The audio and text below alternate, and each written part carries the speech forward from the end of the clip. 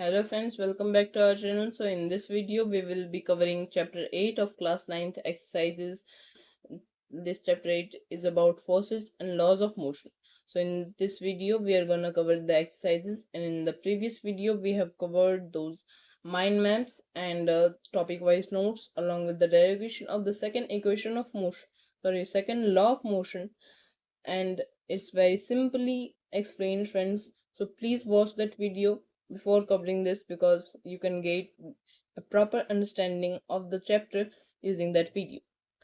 So answer number 1, let us listen to the answer. Question number 1: an object experiences a net zero external unbalanced force.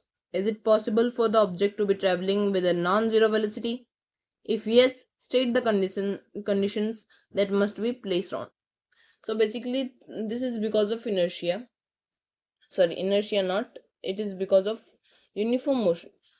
We have two conditions to make this situation happen. First, uniform condition, and the second is about it should be traveling in a straight line. I have written it here.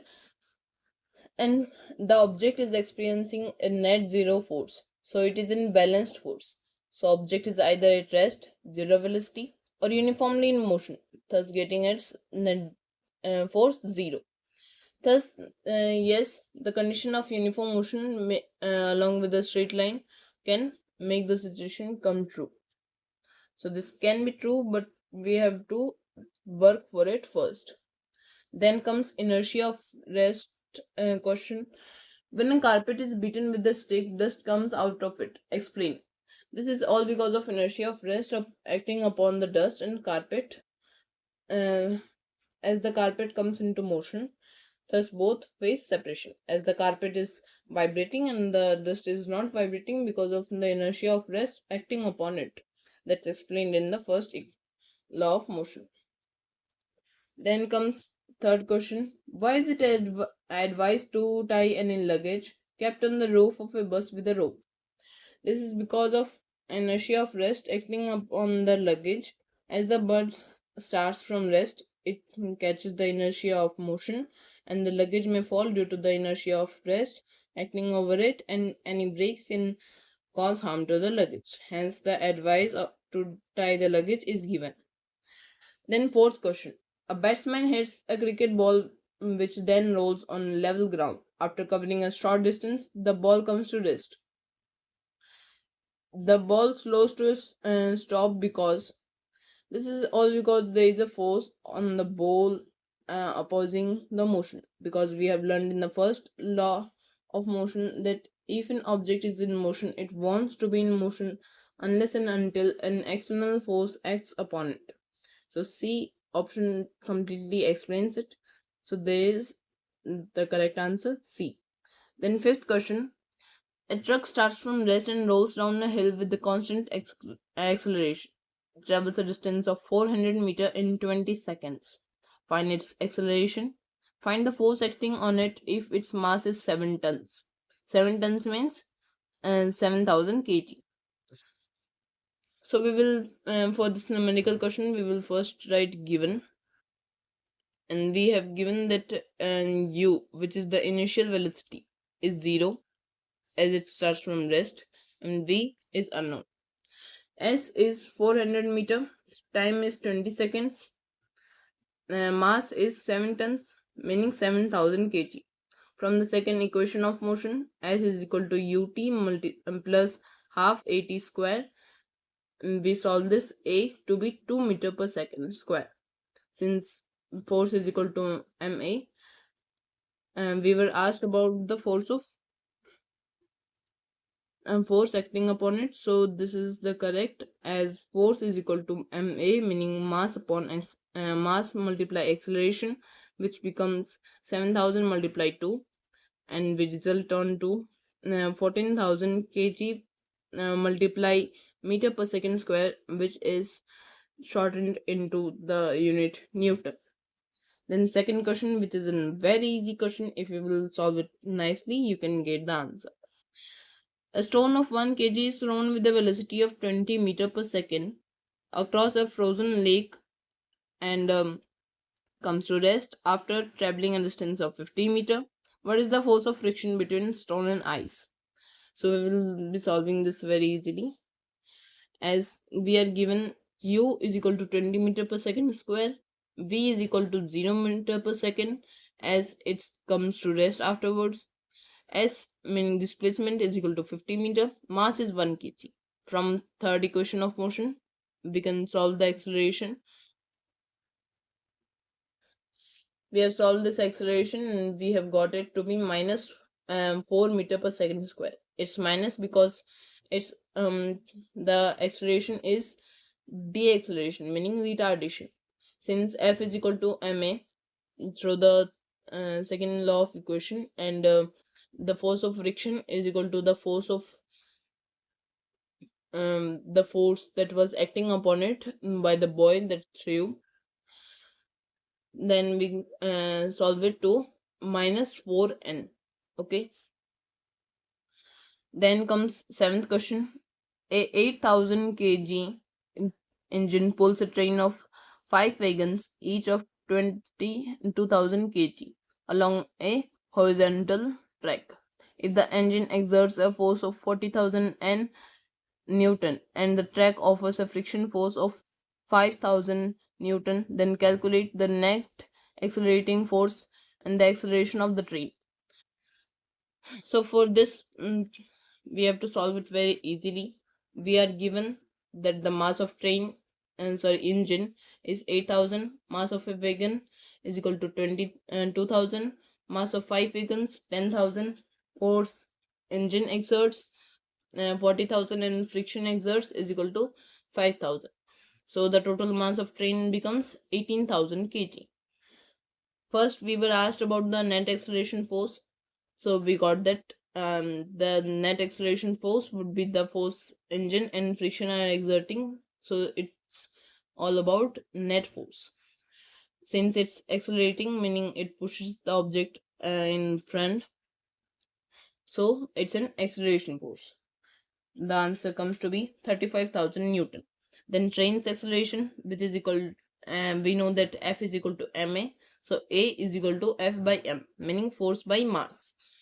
Since we got the net force, we will calculate it, and through that we will get to the answer of 1.94 meter per second square.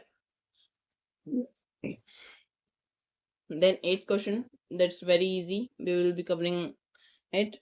So the eighth question is about an automobile vehicle has a mass of 1500 kg. What must be the force acting upon the vehicle and road if the vehicle is to be stopped with a negative acceleration of 1.7 meter per second square? So for this we will see our book, and where we have written first given mass and acceleration. Through third law of motion we get to this point that force exerted is equal to force received. So, and if we will find the force that is exerted, we will find the force that is received through the friction. So we will calculate it to minus 2550 Newton. Question number 9. It's all about momentum. The momentum of an object with the mass m moving with a velocity of v is what? So we know that momentum is equal to mv. So we will correct that option and then move on to the next, which is about question number 10. Using an horizontal force of 200 Newton, we intend to move a wooden cabinet across a floor at a constant velocity. What is the friction force that will be exerted on the cabinet? So basically this answer is very easy, as we know that force given is equal to force received. Friction force becomes 200 Newton, as we are getting that only. And so the more the friction force, the more we have to force it to move, and when it becomes unbalanced it will move automatically. According to the third law of motion, when we push on an object, the object pushes us on back with an equal and opposite force. If the object is a massive truck, parked along the roadside, it will probably not move. The student justifies this by answering that the two opposite and equal forces cancel each other. Comment on this logic and explain why the truck does not move. So the student is right in his justification. Here the student is completely right, as the truck is massive and at rest. The force exerted on it will first be cancelled out by the friction force. Then, if the force exceeds the friction force, here the force exceeds the friction force, it may make the truck move because it's an unbalanced force. But till that, opposite equal forces will cancel each other. Meaning, the boy that is stating that the opposite equal forces will cancel each other is completely correct. Then, a hockey ball of mass 200 gram is traveling at 10 meter per second, is struck by a hockey stick so as to return it along its original path with a velocity 5 meter per second. Calculate the magnitude of change of momentum occurred in the motion of hockey ball by the force applied by hockey stick. So first we will write given, and what we have to find is change of momentum. So change in momentum requires is equal to mu minus mv. So we get to the answer of 3 kg point multiply meter per second, which is the unit of momentum. Then 13th question. A bullet of mass 10 gram traveling horizontally with a velocity of 150 meter per second strikes a stationary wooden board and comes to rest in 0.03 seconds. Calculate the distance of penetration of bullet into the block. Also calculate the magnitude of the force exerted by the wooden block on the bullet. So we will calculate it. First we will write given. In every numerical question, we have to first write given. Without this given, we cannot solve this question, as it gives us all the important information that we want. We know that force is equal to ma through the second law of motion, and we will calculate the force by the mass and acceleration we are given till minus 50 Newton.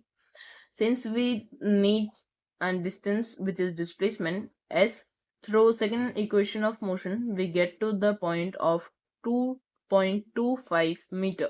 So the penetration of this distance was 2.25 meter. So let us move on to the next question, which is 14th question. An object of mass 1 kg traveling in a straight line with a velocity of 10 meter per second collides with and sticks to a stationary wooden board of mass 5 kg. Then both move together in the same straight line. Calculate the total momentum just before the impact and just after the impact. Also calculate the velocity of the combined object. So we will calculate this. First we will write given. Here m1 is the uncombined forces, the first object, and this is the combined mass. This is initial velocity, and we have to find the combined velocity. So through the we know that the momentum never changes, and both momentum will remain same. So we will calculate the combined velocity equal to 1.67 meter per second. So initial uh, momentum is equal to final momentum equal to 10 kg meter per second, and velocity after collision is 1.67 meter per second. It is approximately. Then 15th question. An object of mass 100 kg is accelerated uniformly from the velocity of 5 meter to 8 meter per second in 6 seconds. Calculate the initial and final momentum of an object. Also find the magnitude of the force exerted on the object. So to find this, we will first write given and calculate the initial and final momentum. We know that force is equal to ma, which is mass into acceleration. We get to the answer of 50 Newton. Then 16th question, which is a very important question, friends. Akhtar, Kiran, and Rahul are riding in motor car that was moving. So this is a very long question. I will not read that. I will just explain to you what the question talks about. There are three children and they are riding in a motorbike, and windshield gets struck by an insect that changes its direction and gets stick to the windshield. So from here I will read. Akhtar said that since the motor car was moving with a larger velocity, it exerted a larger force on the insect, and as a result, insect died. Rahul, while putting an entirely new explanation, said that both the motor car and insect experienced the same force and change in their momentum. Comment in their suggestions. So, according to the law of momentum conservation, momentum before and after impact are equal. As the insect got struck, so its velocity changed to reverse, and the car remains at constant velocity. Here, the insect faces change in momentum greater than that of car. That is Kiran's suggestion. Therefore, momentum insect gain is equal to momentum car lost. Akhtar is also correct as mass of car is greater than mass of insect. Rahul is partially correct as car and insect face equal forces, but the initial and final momentum are same. Then 17th question, the last question of this chapter, which talks about how much momentum will a dumbbell of mass 10 kg transfer to a floor if it falls from 80 centimeter height and take its downward acceleration to be 10 meter per second square. So we will calculate this. First we will write given, then we will calculate this, and through third equation of motion 2as is equal to v square and minus u square. We get the v to be 4 meter per second. So and the momentum will be mass multiply velocity, which is equal to 40 kg meter per second. So along with this, our video is complete. This was a little very long video, sorry for that, but I have explained every question in the shortest way possible. So this is very helpful for your exam. Please take the notes. Thank you for watching my video. Please like and subscribe my channel. If you have any doubt, please let me know through the comments. Thank you.